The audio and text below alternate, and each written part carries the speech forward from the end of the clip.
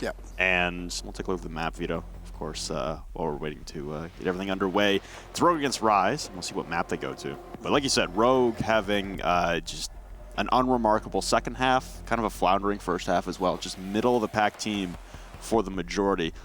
I talked about Border being banned out a lot, but it looks like we're going there between Rogue and Rise. Rise will start on the attack, Rogue will start on the defense. When was the last time that these teams tussled on here? Vertical was on the roster of Rise against Rogue on Border, and it seemed like Rogue was going to lose it, and then there was that mishap involving Vertical downstairs as the Pulse inside of Ventilation and Workshop. Oh, no, I remember this. Repeatedly pulling out his cardiac sensor as Pulse, putting it away, pulling it out, putting it away, allowing Rogue to get the plant off, and failing to stop it with a C4 in his hand. Poor timing. But now Vertical is on Rogue, so, I mean, their kryptonite on this map, I suppose, is no longer in play. We have our speculations, I'm sure, as to who's going to be able to take this match. But what about you? I'm actually very interested to see what this is going to be, and they're going to give it to Rogue, despite the fact that Rise has a better record through this second half. Are only a couple points back of Rogue. They're 5 points back. Rise are sitting at 7 points. Rogue are sitting at 5 for the second half. So pretty even, but that's a bit of a bigger split than I thought it would have been. That's kind of the prevailing opinion. Really shocked at the chasm between those two numbers right there. That's surprising. Especially I think those numbers are considering surprising. Especially considering next week Rise can play spoiler to Dark Zero. Yep. They're on a run right now that you have to respect. Crazy has looked incredible. Rogue have been serviceable, but they haven't been the superstar powerhouse North American team that we're so used to. So very, very surprising. But again, it's a community vote. It's fans voting, and Rogue does have, obviously, being one of those storied North American teams. So it's very confusing considering how many orgs they've been under and how many different iterations of the roster there were, but they have been around as technical teams since year one, season one. Right.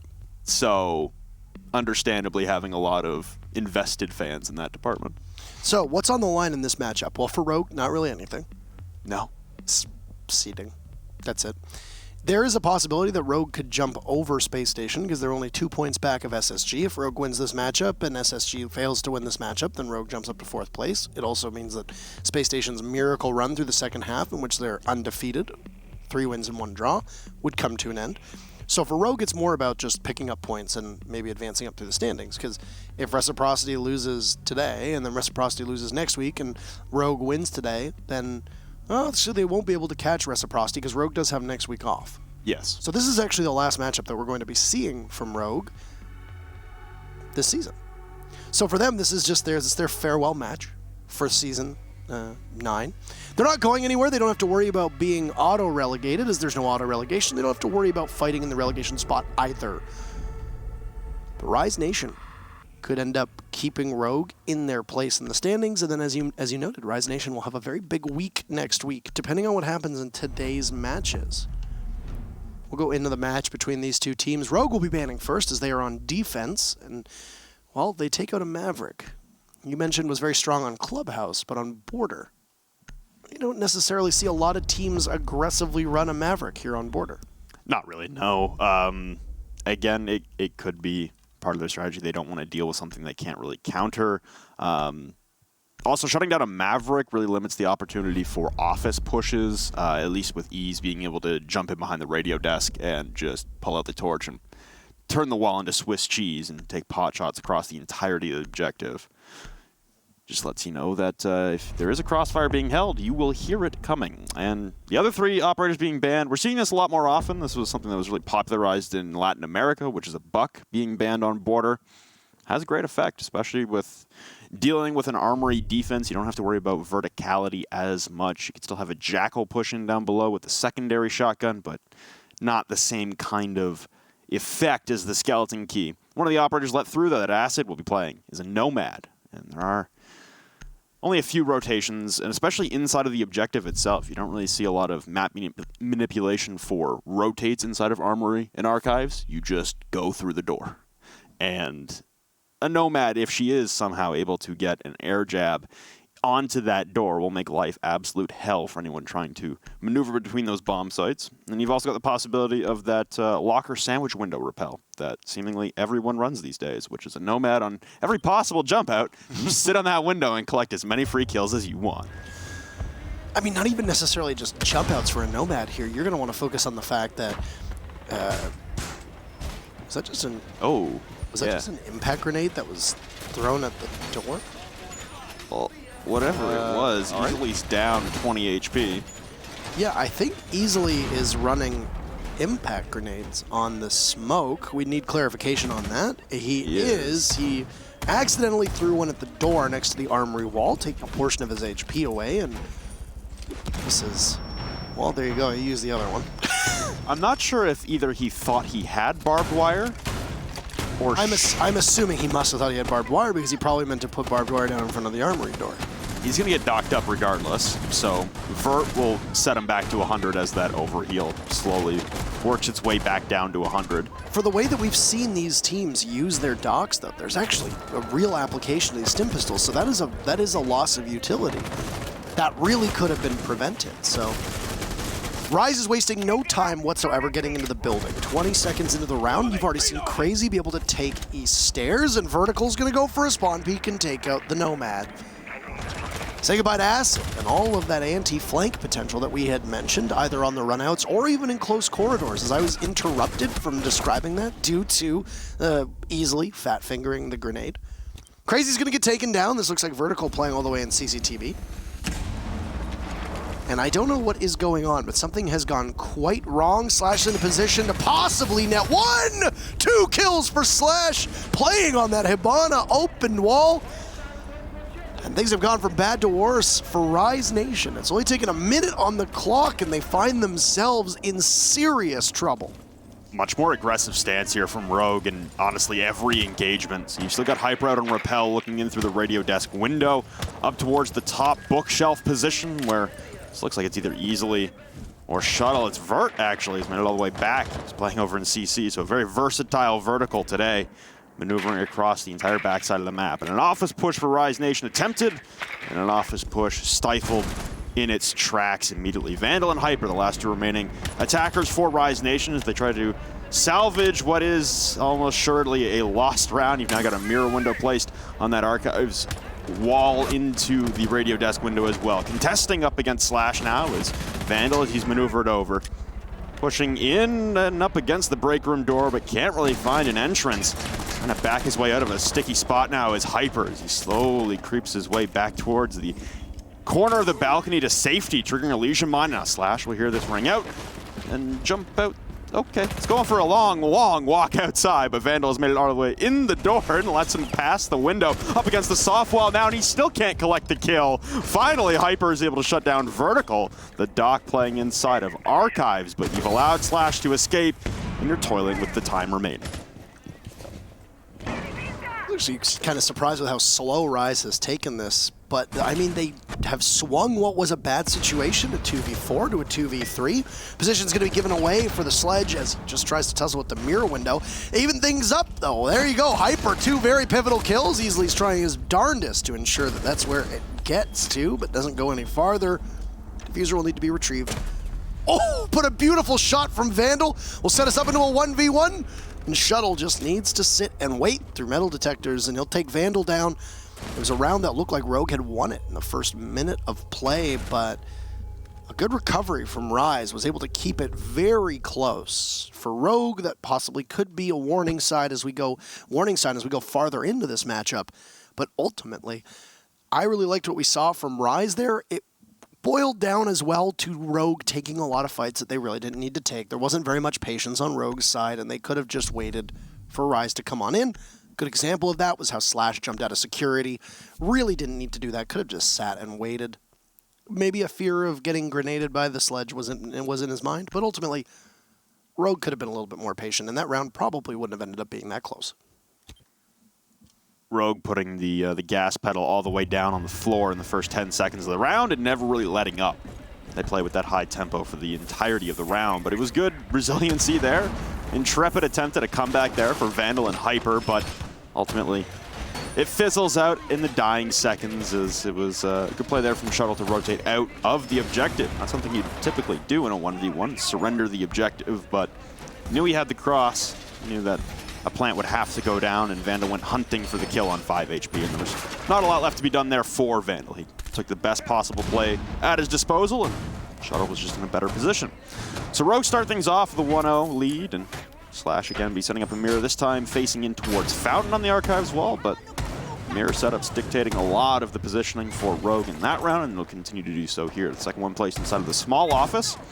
For the setup for Rise, I guess your main objective, keep Acid alive for more than 20 seconds and get ready for the aggression, because Rogue, again, don't seem keen on slowing down the pace of this game anytime soon. Rise Nation can obviously get in and take up a lot of space very fast. They're a very aggressive team. We've seen them be able to do that on Villa last week, even though there was some struggles from Rise in that match in particular. I mean, they only won one attacking round. They won every single defensive round. So if you're Rise, you want to try to extend a lead in the attacking round, secure yourself a possible victory, because you seem to be much more confident on defense. That was something that England actually mentioned in the interview, was that they feel they're much better on the defender side of things. Whether it actually goes with the map or not, last week what we saw on Villa wasn't really much of a surprise, just simply because of the fact that, hey, Villa's usually quite defender-sided, but Border's not really the same. Border can play out really either way. The entry there from Rise is actually going to be undone just by the fact that the wall doesn't get opened up exactly as they need it to, so it might need another round of Xkaros onto that office wall. But don't be fooled, despite the fact that there's quite an investment upstairs. It's a defense of the bottom floor. England's going to take out Vertical, as you heard one of those air jabs go off, and there goes another successfully. All the anti-flanks from Acid have been pivotal so far to get 2 kills for Rise Nation, and Rogue have found themselves trailing early yet again. And another one collected on the top of these stairs for Acid as Slash tried to go for the rotate up, and Hyper through the Fountain wall will collect the headshot onto Shuttle, leaving 1 man alive for Rogue easily. Left to disaster and left to his devices in the bathroom hallway, and England will wrap that up with a nice little bow. So Rise, they bring one back, and almost mirroring the story of their season this year. Bringing one back from the depths. I mean, you look at that first round, and you got to give a lot of credit to Rise for the way they played it, but it was more so Rogue just being too aggressive. I mean, Rogue did look like they were being aggressive on that round, but no more aggressive than some teams like to play on defense. It was more a successful entry for Rise. And they had the tools at their disposal. You heard 2 of the air jabs go off from Acid, both of them immediately leading to kills. That's good utility use from Acid. It also speaks into a bit of recklessness from Rogue, though. You have to assume that there's going to be a Nomad on the board every single attacking round. You had a Nomad on the very first round. You saw Acid lock her in on the second, and now look at that. Another opportunity for a Nomad. And unless you're Rogue and you're thinking that there's going to be a 6th pick off for Rise Nation, which, why would you 6 pick off of the Nomad? Maybe be a little bit less aggressive and take fewer chances, because you end up in a position like we saw on that previous round where, hey, you get knocked down, you're extremely vulnerable, and if a good team plays that well, as Rise did in that particular round, then you end up being able to capitalize on 2 of those airdrops when your opponent is immobile. Yeah, for Rogue here, like you said as well before we got started here, not a lot to be played for here for Rogue, so understandable that they kind of just want to swing for the fences. This is their swan song. This is their farewell tour for Season 9. They got no chance of being even in a relegation position. They got no chance of going to Milan. The big thing here for Rise is to capitalize on that. If Rogue are going to keep playing this way and like I said, swinging for the fences here, taking aggressive shots at every turn, then by all means, if you're Rise, you're comfortable with that. You just got to be able to play down to that play style, and oof. Nice angle there from Hyper, dropping Eclipse down to 5 HP inside of Fountain. So another good start here for Rise in back-to-back rounds. They're looking to collect onto Eclipse and then follow it up onto Vert, and we'll go for another verse of the same round last time. Doing their best impression of Team Empire, Rise Nation have entered from the east side every single round so far, and you just need to be very straightforward about it. Doesn't need a ton of sophistication.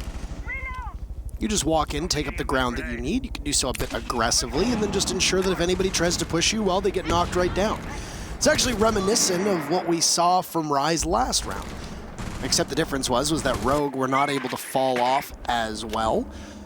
They were surviving for 60 seconds. Well, it's been a bit slower because Rogue is still sitting and waiting. He might lose the Mira here, but no, it'll be one throwable for another. Frag grenade goes out, it gets answered by a Nitro cell. Vandal downed and gone. Eclipse additionally downed. Doesn't look like he'd be finished off. Slash will use him as bait, and this is perfect for Rogue. They find themselves now with a numbers advantage of their own.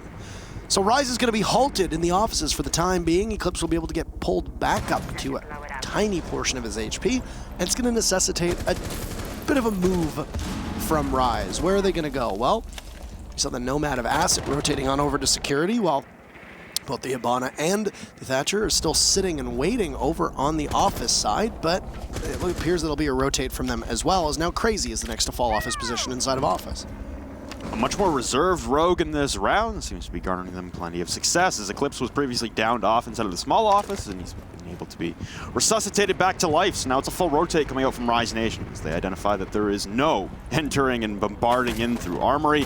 England is just going to full send into ventilation. Cut down from above, Eclipse raining down Hellfire, and they both line up for him. England collects one, now stuck at the rotate. Shuttle will lock it down onto Crazy.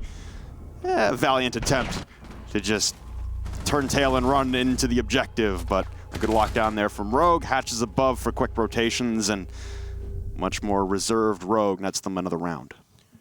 It's suspected if there was more ammunition in the magazine, that Type 89 for the Hibana, that you probably would have been able to get both of those kills as they lined up perfectly, but I mean, you've only got 20 bullets. 21 to be exact. You're not going to be able to do all that much unless you're hitting heads. Last I checked, despite the outcry on Twitter, this is still a one-shot headshot game. So technically, I guess you only need 2 bullets for 2 kills. There you go. If my math is correct.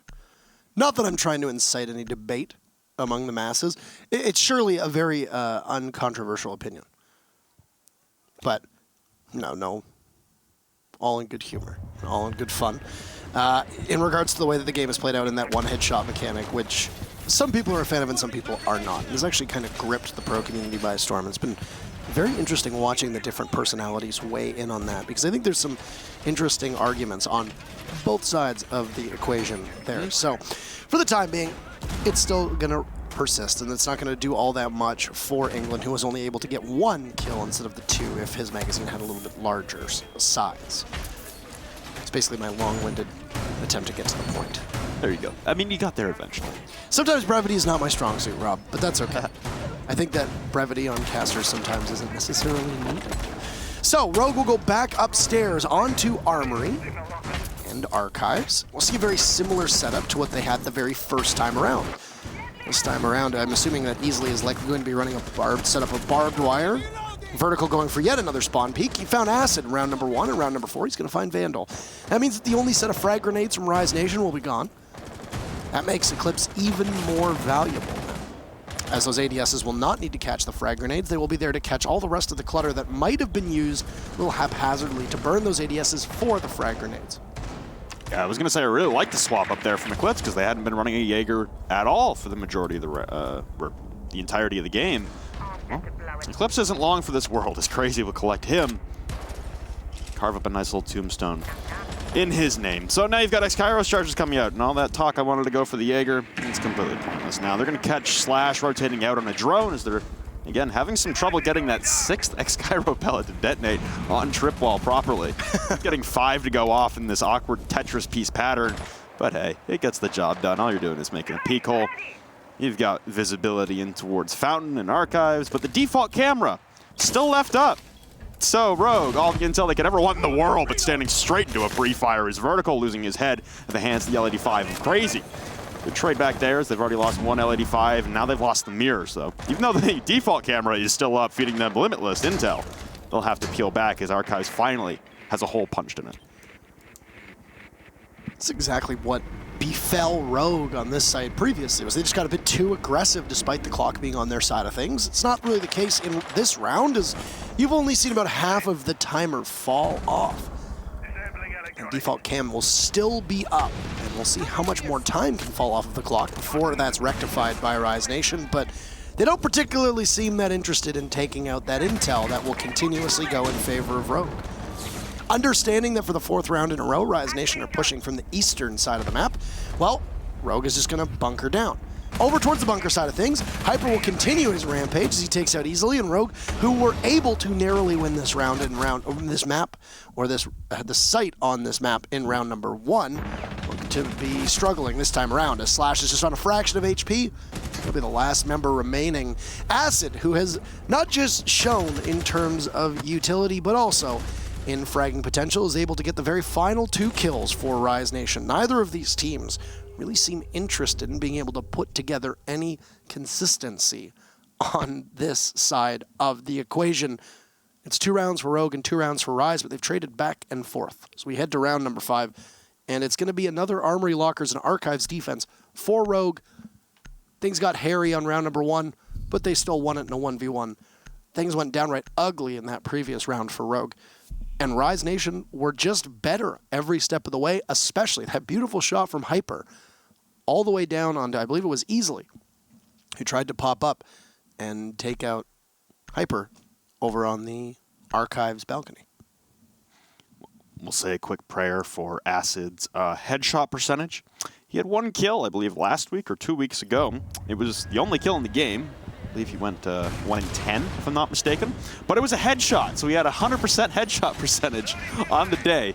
He was flaunting that on Twitter. But now he's got 4 kills. Neither of those last 2 were headshots. So that percentage is going to keep dropping, and that's unfortunate. What a shame that is. Absolutely. Not being able to talk about those numbers on the Twitter. Yeah. I mean, hey, I'd rather take 4 kills over 1 headshot any day of the week. Rise, again, able to equalize. We stand at a 2-2 scoreline. And again, it's the story of, will Rise play aggressive and fall into the hands of Rise? Or will Rogue play a little more reserved, like themselves, and honestly get the win? It seems like it's up to Rogue right now whether or not they want to win or lose the rounds. Rise, not a lot of adaptability or flexibility on the push. They run the same thing over and over again, and granted, it's worked 50% of the time, so why make too many changes if Rogue are going to keep walking into your trap? 50% of the time, all the time, they could possibly say. But looks like we're going to have Rise lining up for another East take. They've had some trouble getting the X-Kairos on the office wall. I'd suspect that we're going to see the same play from England, just trying to puncture that defense. Basically forcing 1 member of Rogue off early. Seeing that the drone that was up there on the skylight spotted Slash inside of office. He'll be ideally the first point of contact for Rise in order to clear off some of the offsite play, and there you have it. The wall will get opened up, and Slash will hit the deck. He's going to be under surveillance from 2 separate drones. It's going to be very difficult, but he has the soft wall next to him. Tons of bullet penetration if required. There's not really that much that either of these teams are going to be able to do for the time being in this altercation. No, it's the same stalemate outside of trip wall. This time Slash just remaining aggressive at the bottom, and finally able to collect that kill onto Crazy. It dragged on there for a moment, but finally Crazy will fall, and there goes your Thatcher, was able to land a beautiful shot on the Vertical last time around, and abandoning the Jaeger after only trying it out once. Vertical will take some damage to a frag range at the hands of Vandal out on AC. Another one comes soaring in, but it won't collect the kill as overhealed is Vertical. Shuttle, though, laying Vandal to rest, and lots of pre-fires coming in from Hyper, but none landing. He's safe in behind his nice little mirror. A beautiful shot there from Slash. He presses up against the wall, but again, overreaching slightly will be his demise. Could have Vertical boost him with that last remaining stim pistol shot if he can get to safety. England with another one, though, on Diverts. The possibility of the Frenchman reviving his fallen comrade is all but lost now. Hyper locking things down from the window still as Easily will continue to contend against these punch holes made in the trip wall, but no possible entry made from England with these X-Kairos. They need to start pushing balconies and windows. This is more reminiscent of that first round.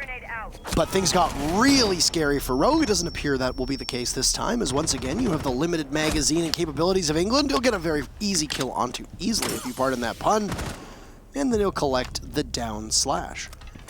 I might have spoken too soon, but the C4 looks like it'll be able to grab England, and quite easily done, as it's, I believe you yell Kobe when you make those throws, and that'll end the round. Once again, the pendulum will swing back, this time in Rogue's favor. It'll be the final defense for Rogue, and with them winning Armory, they'll almost assuredly head downstairs to Workshop unless we see a possible wrench in the plan. Go over to Customs or even Tellers downstairs, but that doesn't look to be the case.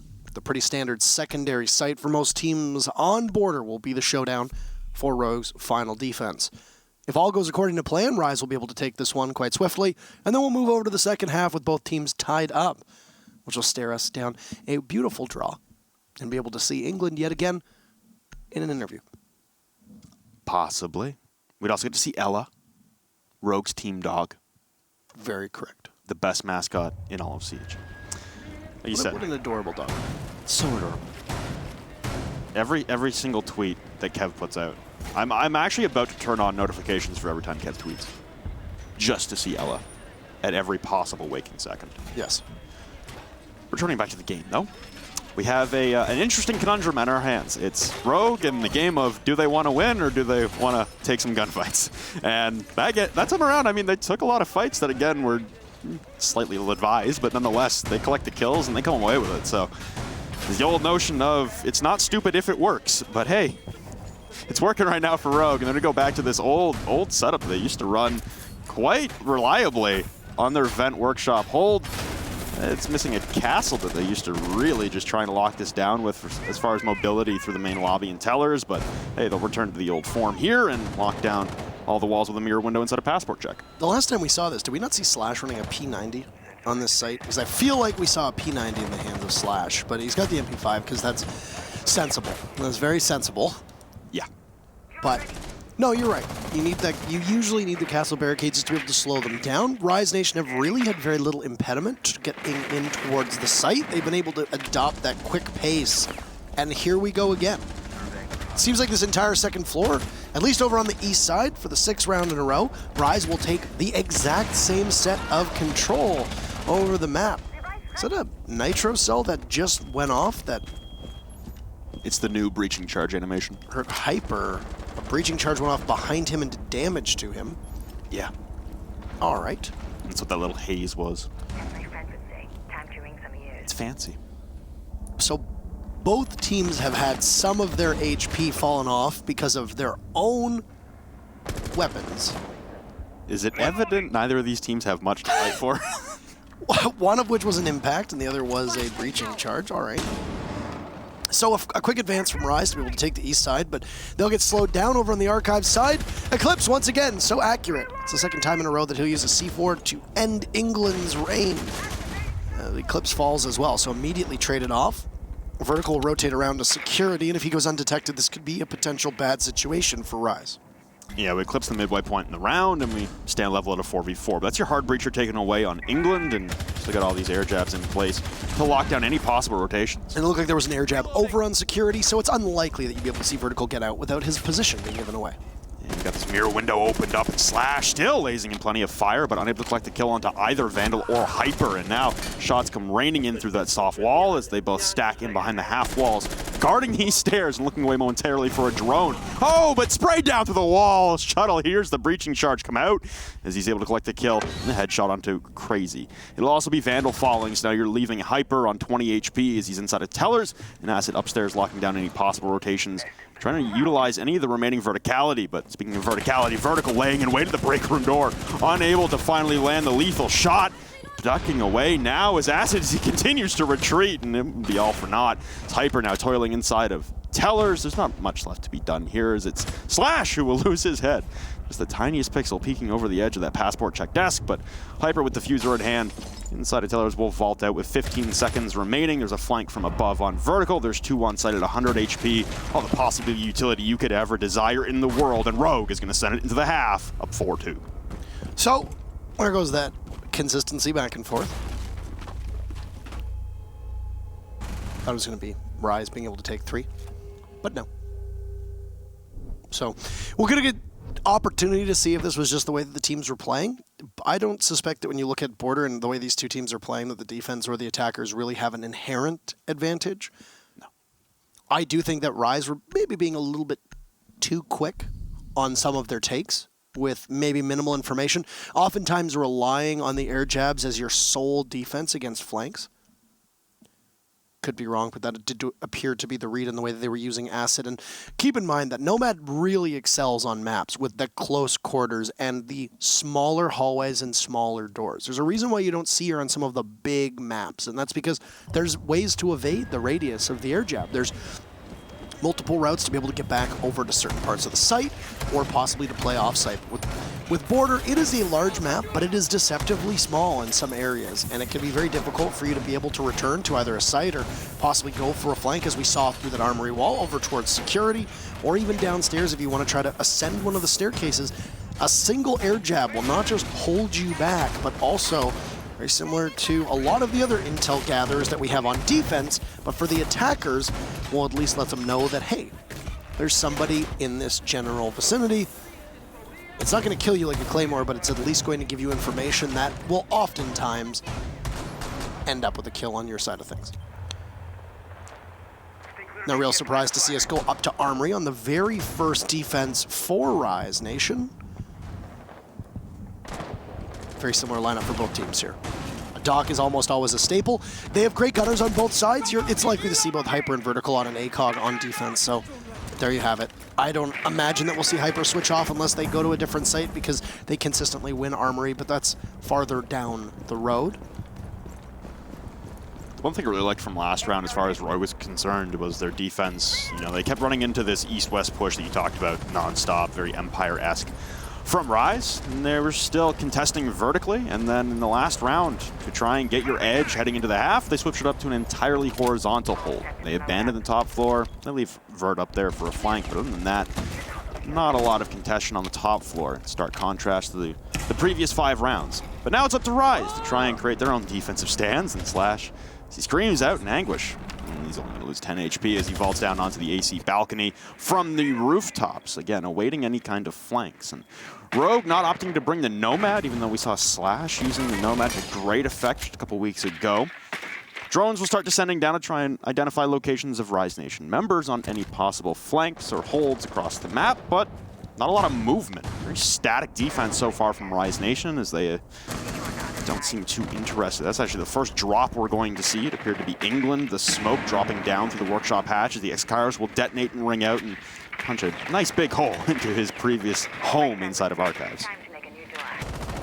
So much slower tempo from Rogue, and I don't know how much of that is just simply them wanting to play into this more methodically, or how much of this is just Rise maybe being a little bit too aggressive for their own liking. Both teams were very aggressive on both sides of the equation in that first half, but this is still good patience for Rise. There's your first target right there. You say goodbye to England as Slash is able to throw out the frag grenade. Vandal will be able to toss out the C4, but it doesn't look like it worked. Hyper will still be able to take out Vertical as Slash is out on ventilation. Take out Vandal. Easily will go back in as Eclipse is just going for covering fire. This Yokai drone being a thorn in the side of Rogue is, there you go. The planter will be knocked off. Hyper will have to come on in as Acid is on his drone, and it's going to be 1-2 for Hyper. Can he find any more? Well, the Echo will fall off on his own. There's Eclipse in a 1v1. Hyper will just need to persevere 20 seconds. He still has 3 stim pistols. He could possibly give himself a little bit of an advantage so he can fight a bit more fit. Eclipse only managing to stun himself as he's around the corner, and this tense 1v1 could possibly push Rogue a little bit farther up the score. There's the plant going down for Eclipse, and Hyper's gonna hear it. No. Walk on in, make a ton of noise. Eclipse will fall off, but Hyper has no idea where it is. It's a messy fight, but it'll be Hyper who ends up prevailing. It's a big opportunity for him and a bit of a celebration. He has lots of time available in amidst the corpse of the Zofia. He'll find that diffuser and he'll be able to disable it quite well. The Doc using 0 utility, but still being able to pick up 3 incredibly important kills, and the final 3 kills that were needed for Rise to be able to take that round. Very, honestly, back and forth round across the way. That looked like it was Rogue with an easy plant. A Nitro to send it all to hell. A Nitro that doesn't connect, and then kills start amassing for Rogue. And then one flank from one Frenchman coming in through office double door through Fountain. No one on flank watch. No flank drone apparently either from Rogue. Maybe just not enough intel gathered there and preset throughout the majority of that round as it came down to the dire seconds and a plant into the overtime. And also, as he said, very ugly last gunfight there between Hyper and Eclipse, but gets the job done on the side of Hyper.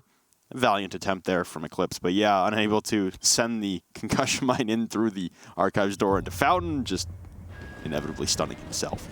We rotate downstairs now for Rise Nation on their defense after being successful by the skin of their teeth upstairs and evading a 5-2 deficit. They now claw back only one round down, and they'll use Ventilation and Workshop as their ideal home here to try and equalize at a 4-4. The problem with that is then you'd have to go to an off-site. We've not seen a lot of successful Customs or Bathroom Tellers defenses lately on Border. Typically, it's almost in that same scenario as Oregon with your kitchen, dining, and your tower defenses, but slightly better conversion ratio on the Border offsites than the Oregon ones.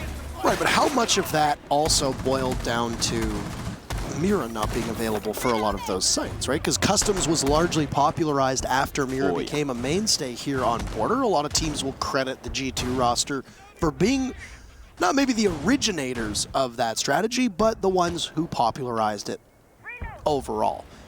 Sometimes you don't need to be the first. You just need to be the one who does it best. There's a couple tech companies that jump to mind with that kind of comparison. So for Rogue, they also look like they're going to possibly be going for a west take this side. Doesn't look like it'll be on the east, which has been the location of almost every push from both of these teams. Vertical is all on his lonesome over on the east side. He'll get droned in from Shuttle. In fact, it actually doesn't look like Rise is going to be holding the east themselves either.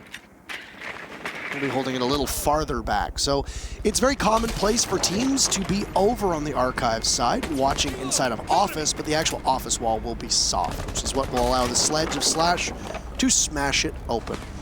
But for just a moment there, he'll spot the mirror window. And I think with most teams, you anticipate that there's going to be heavy presence inside of Archives. You're going to need to tackle that first. That will be the first struggle for Rogue. See all the drones come flooding out of the pockets here for Rogue as they try to assess the situation and the task at hand. This soft wall here, it's very precarious to sit behind as Shuttle will prep an EMP and launch that thing all the way into the depths of Fountain. It'll ring out, and possibly you're looking to catch any ADSs there to stall out any frag grenades. A bandit battery going down. Oh! An overcooked frag grenade from Slash, and singeing the edges of the frag will only singe the edges of Hyper. A second one will now be cooked out as a nitro cell comes soaring across, and that'll put Vertical to rest. As now the bandit of Hyper still at 50 HP inside of Fountain. Nothing really causing many distress at the moment. Usually will vault into the balcony as well to try and join the fight, but the open wall inside of Archives allowing Purview to Shuttle behind the radio desk. Slash trying to tango in, but there's not a lot to be done here for Rogue as we're in the last minute of the round now. Slash has been down. He's got Shuttle trying to crouch his way on through. He's able to collect one onto Crazy. Bleeding out now in the midst of the hallway is Slash Hug, but with 45 seconds left, Rise have done a very, very excellent job stalling us out topside. So Rogue's in trouble now, and this lead that they had built up over time has almost disappeared and could possibly disappear at the end of this round as things will surely start to heat up for the time. It is almost all gone in this round. Rogue will have to scramble to try to get out and maybe go for something different because they realized that attacking and pressuring that top floor was getting them nowhere. They'll pick up Slash and Shuttle very low on HP as well. Means that this won't be very difficult for Rise Nation's guns to be able to fell the remaining members of Rogue. And as Rogue will circle on over towards the west side now, heading on the main floor, Shuttle walk right in. Rogue actually winning this. They're just taking the fight straight to them. Hyper is there trying to hold it all together, but nobody's going for the play. No, easily managed to get it down. And there's Hyper walking back into the site. It's a 1v3 with Diffuser down for Rogue. A beautiful shot from Hyper and a good read onto Easily. Lots of marks, so the information might be there for Hyper as he'll now go for the back of the site. He heads on over towards the workshop side of things.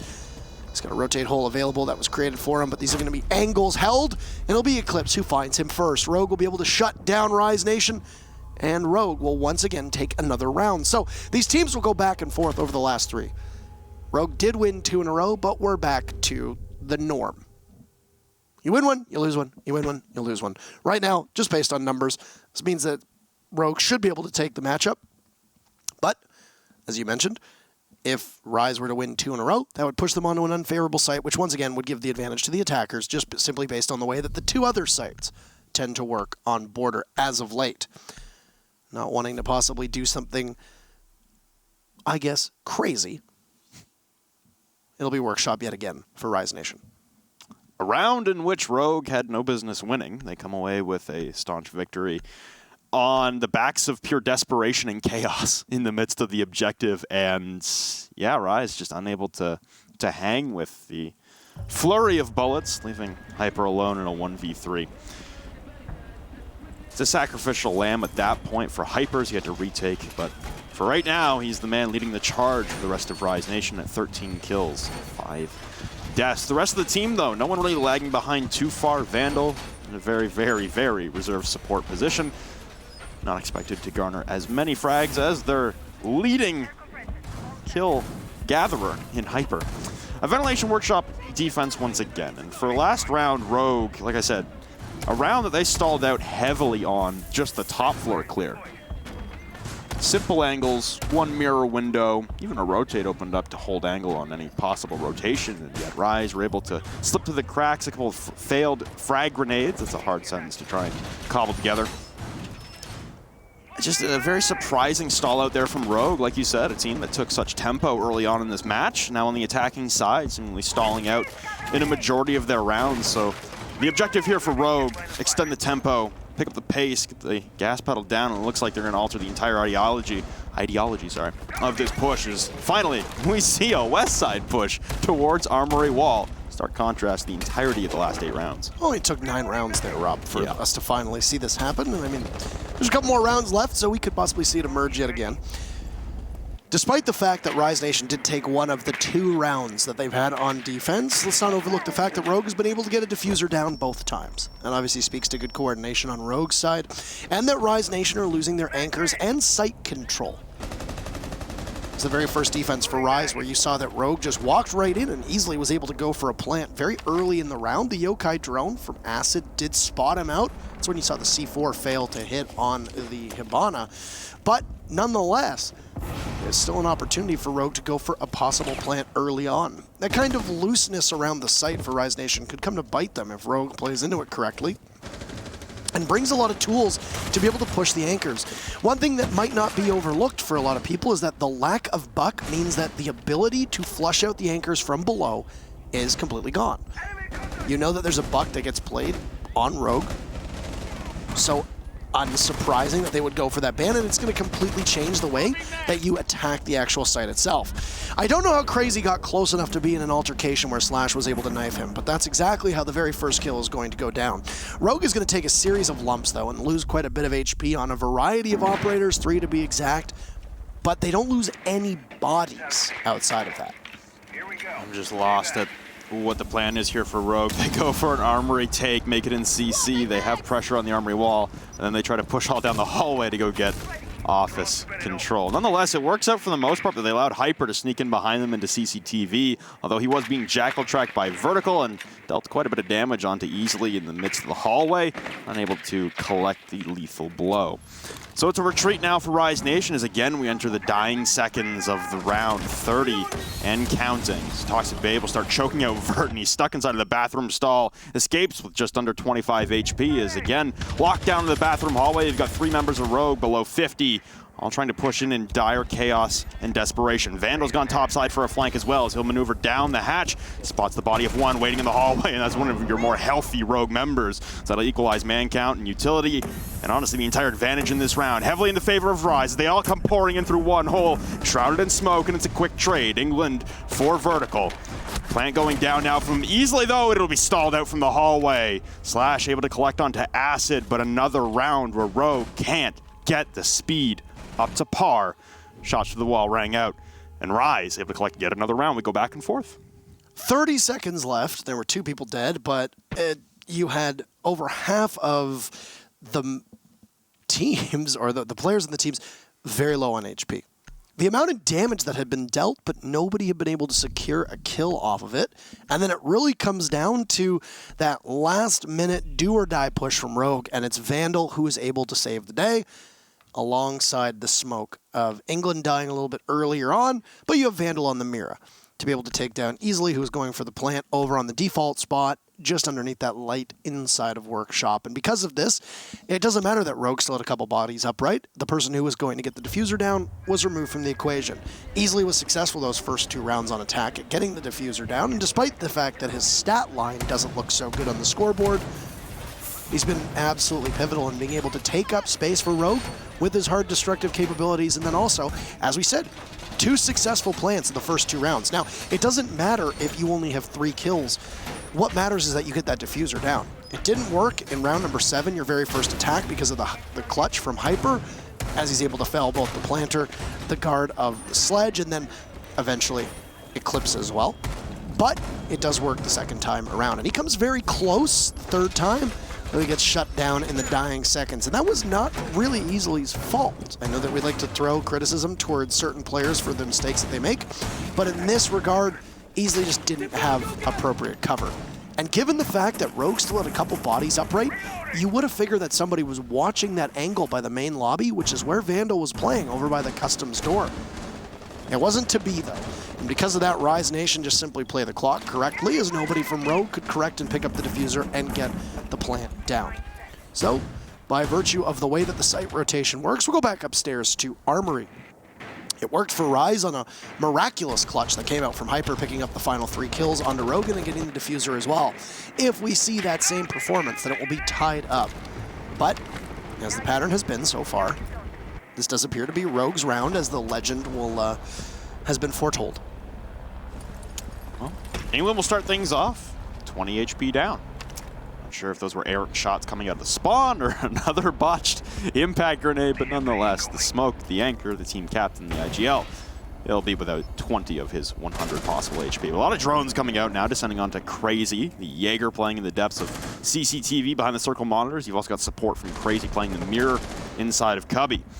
Slash taking aim with the SMG-11 rather than the L-85, but he's going to fall straight on Crazy and collect the first. Have to reload the mag with only 5 left. Back up to 17 now, as Easily will collect with 2 big kills on the Hyper and Vandal. England finally able to trade out Vert as he presses into break room through those back fountain walls, but suddenly, midway point in the round, Rogue finally stepped on the gas pedal and they got a chokehold on the round. And it's Easily with the 2 big kills. I feel like we were talking a little bit about him just a couple seconds ago, and he manages to not just do work as your hard breacher and your planter, but also being able to alleviate some of the worry that the rest of his team would have. And quite ironically, the worry that he would have as well, trying to get that diffuser down, knowing that there's possibly some anchor play left. Now, if you're Rise, you're still buoyed by the fact that there's both an Echo and a Smoke as the 2 remaining operators.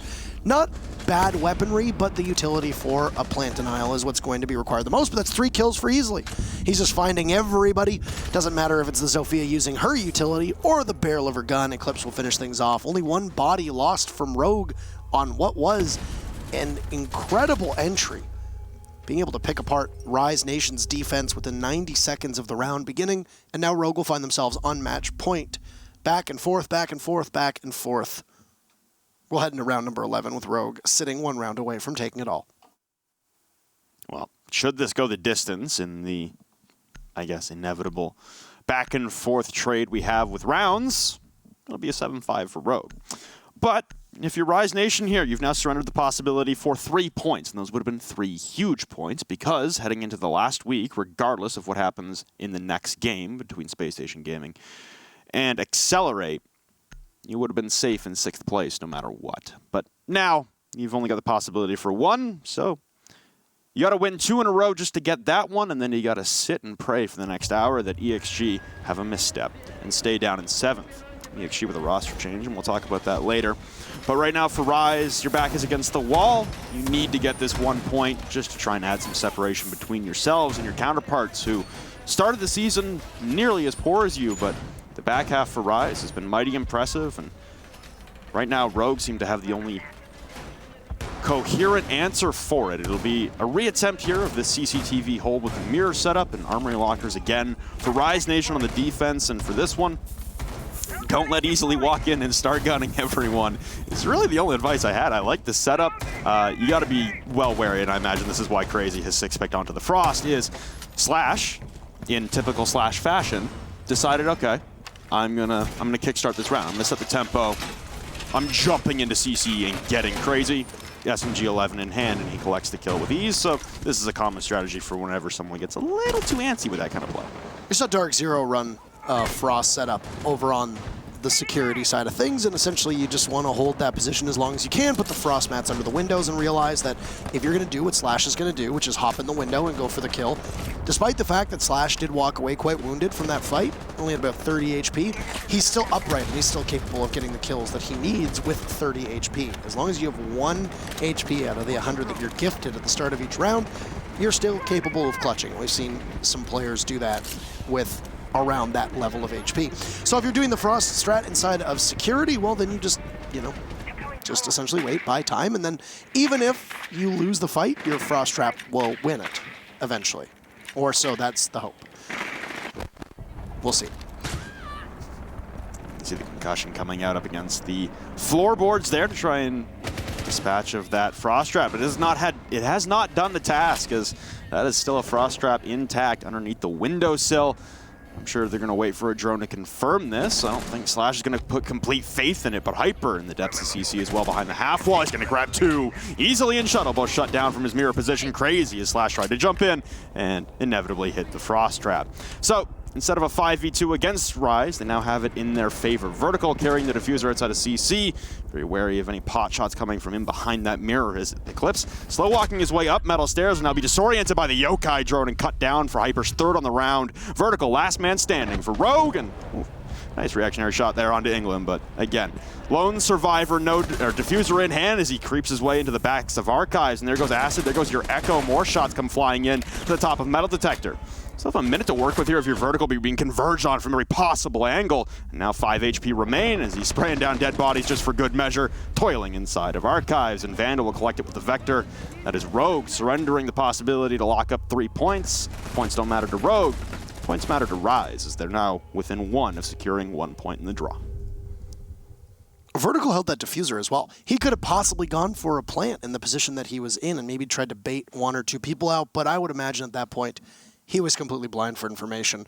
You're hot. You just got two pretty big kills, possibly with an opportunity to break the momentum up of, you know, Rise Nation, but it was not to be.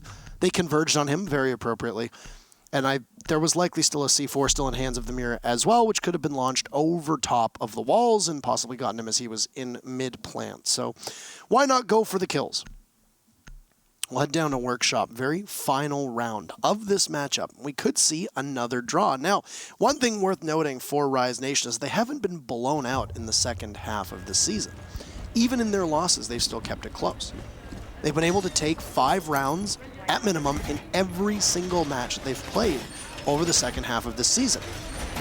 And while sometimes it's nice to be able to get 5 of the 12 rounds, it doesn't always lead to a victory, and that isn't ideal for a lot of teams, but it still shows that they can hang with some of the top teams, especially teams that are currently in the playoff hunt. Now, against a team like Rogue, who still shows signs of brilliance, even though they do appear to not be the same Rogue that we have seen for previous seasons, I think this is a good outcome for Rise, even if they don't end up prevailing.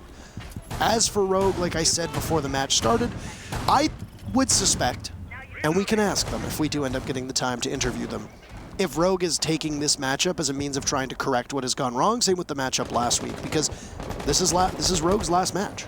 They are off, they have the bye next week, they will not be competing. So we only have 1 more round left of Rogue until we come back from Milan for Season 10. We said earlier on, farewell tour here for Rogue, a week early because of the bye week. So they're looking to lock things out in style. Down to the wires, it'll require all 12 rounds, but nonetheless, an op swap up here, and they've got Slashog running the Twitch.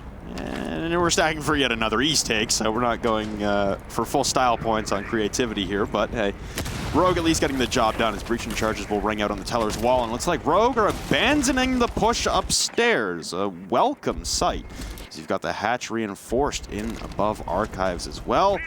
It's a good adaptation here from Rogue so far, as they've identified a weakness, and Eclipse will start blowing this weakness wide open. As England will fall and the hatch reinforced up top means rotations will be quite difficult. An exothermic charge will rain out onto the walls as Rogue, again, looking to step on the gas pedal in this round. They do have kill holes behind the hatch, and that's exactly what Vandal will utilize to try and slow the ingress into the objective, but momentarily it looks like Rogue have all the control they need, and it'll be a retreat from Rise, trying to stall out a take of the objective.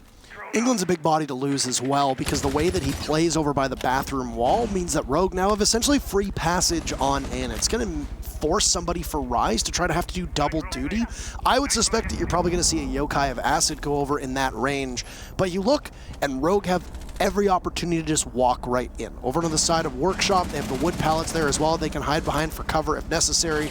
And Rogue realize this. They've completely moved on over. Easily will take out Vandal, the Vector of the Mira not being able to do good work. Going for the defuse as it's almost completely pulled off. Rise are nowhere near the site. A beautiful shot from Hyper, but he and Crazy doubled up. His Vertical will take one down. Slash eliminates Hyper. And as easily had fallen off that diffuser, he's not going to be able to get it down. Very close. The timer will strike 0 on Rise Nation before the diffuser, and that will be 7-5 for Rogue. Once again, a largely impactless game for Rogue. Much bigger implications for Rise, knowing that they are in a position to possibly be the team that has to defend their spot in Pro League, depending on what happens with EXG. Kind words being shared to each other in the chat, and we will move on in just a couple minutes to an interview with Ranger, or Easily, or Ella, or whoever wants to take it. Ella, of course, being the team dog for Rogue. That game for Rogue, I mean, like we said, there was not a lot on the line here for Rogue. You're going to finish somewhere between 4th and 6th. Pick your poison. Yeah. Right now, they're up now in points. And what, they have 14 heading in, so I think they now tie Space Station at 4th place for points. They have 15, I thought. At 15? 14, okay. 15? Then Rogue's in 4th, but of course they don't play next week, so there's no possibility for Milan. They were down on the day heading in. So regardless, Rogue come away with a nice little parting present for the fans back home, a 7-5 win over Rise to end their season. They won't be going to Milan. They won't be in worry for relegations. You're set. That's season 9 in the books for Rogue for the first time in a long time. We won't see them at a LAN tournament, at least early in 2019. There's other opportunities. So this is the first team that we can say that we will not see for the rest of the season. So thank you very much for your service, Rogue. We'll bring up an interview with Ranger now, and we'll be able to ask them exactly what their thoughts were on that matchup and on the season as well. How are you doing, Ranger? Nice to see you. Congratulations on your victory. Yeah, thank you. How are you guys doing? We're doing well. Do you have the dog nearby? I know that this is going to be the question that most people would ask. Spencer just ran upstairs to grab the dog, so perfect. She will be ready for the interview shortly. We were expecting her to be conducting the interview, so that works out great. Let's just stall until she gets here. Perfect. Give the people what they want. I'm used to stalling, so that's okay. Yeah, I know. Yeah, you just kind of talk.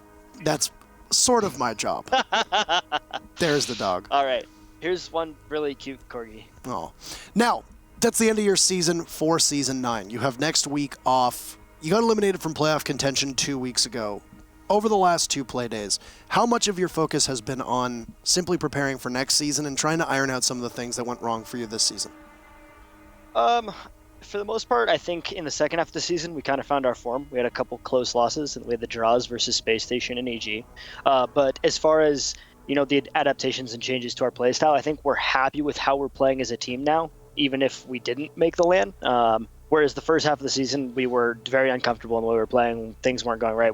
Obviously, we've made changes since then. Slash it wasn't playing sight anymore. I think we bolstered how strong we are on the roam by adjusting kind of the roles and some of our communication structure and stuff like that. And then this last week, we tested some stuff.